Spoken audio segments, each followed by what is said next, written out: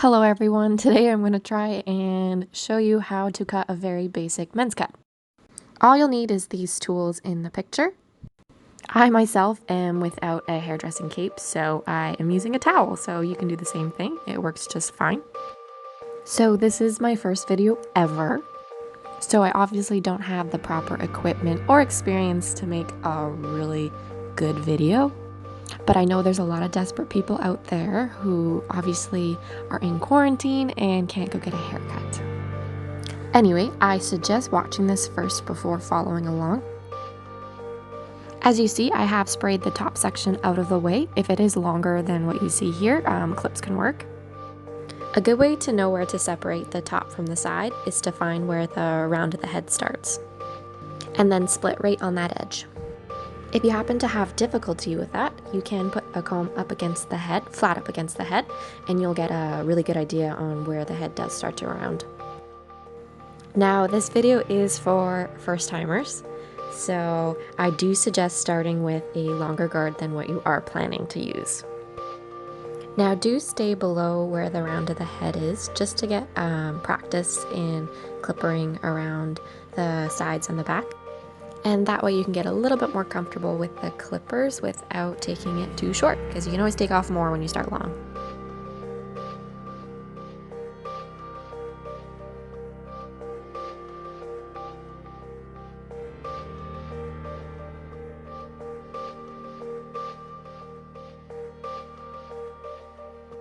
And then once you're comfortable with that, you can go in with the guard of your choosing. I'm going to go in with half a guard and start low just to get a good fade when I blend it. Now, if you are planning to go short, it may seem a little scary because you will start to see a line that makes the hair look like a mushroom, but we will go back in to blend those lines. You can go a little higher in the back of the head than what I did here. I had a little bit of trouble holding the camera and clippers instead of holding the head for support. Now, my favorite part is coming up here. It's called scissor over comb. I do recommend doing it this way instead of taking another guard up because you have a little bit more control over the blend. What you're going to want to do is hold the bottom of the comb flat up against the head and the top of the comb kind of have it scooping towards you. It might be good to practice the little scooping motion I'm doing there before you start cutting. Now, I do hope no hairdressers are watching this because I am holding the comb very wrong. But either way, results will be the same.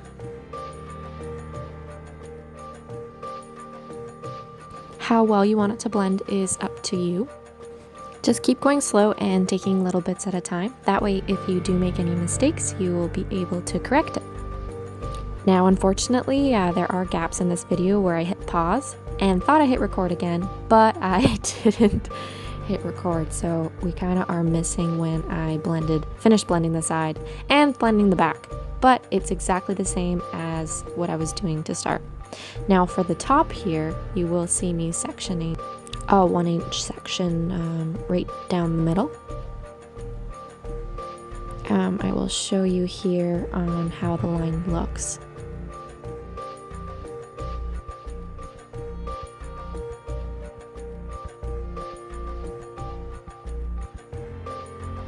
So you'll see it's kind of like a mini mohawk. You just keep it straight down, and this is where you're going to create your guide to follow. So you're going to want to grab the hair straight from the head and take off whatever length you're wanting to take off. I say start small, and then you can always take a little bit more. And then you're going to do the exact same thing and follow your shortest piece you took so it all balances out. And do that all the way down the middle. You'll see in the front I kind of do angle it a little bit down, just based on preference with his hair. But you can start by taking a little bit off and seeing how it sits in the front on whoever's hair you're doing, and then slowly taking more. After you create your guide, you're going to want to grab a straight section the opposite way and pull it straight from the head, and you will see where that short piece is you cut in the middle, and you're going to want to just cut it straight across, balancing it out to your guide.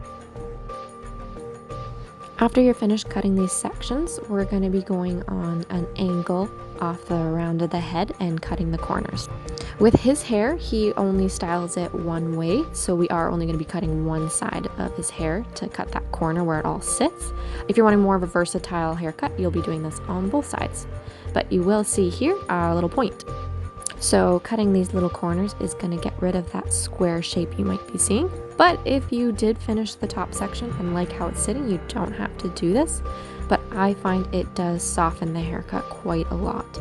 And if you are doing a longer haircut, right here you're going to see I'm pulling it straight out from the side and blending the longest pieces to the shortest pieces I can grab. And that way you're going to have a better blend before the scissor over comb technique. And after this, you'll see you might want to go back in with your scissor over comb technique to blend a little bit better on the sides, unless you want a heavy fade.